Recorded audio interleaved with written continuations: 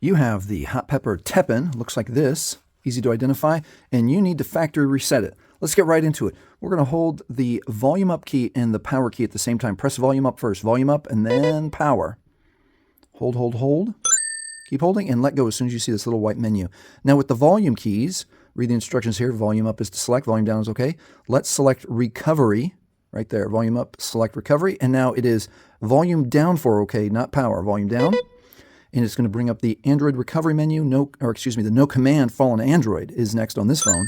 Right there, there he is. Now, to advance to the next screen, we have to hold down the power and then quick touch volume up. Hold down power, quick touch volume up. Now we're at the Android recovery menu. We're going to use the volume keys to scroll down to wipe data factory reset right there.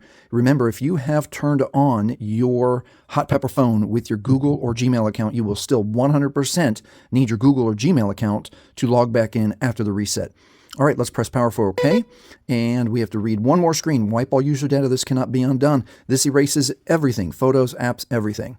All right, scroll down one with the volume. Factory data reset. Press power for OK.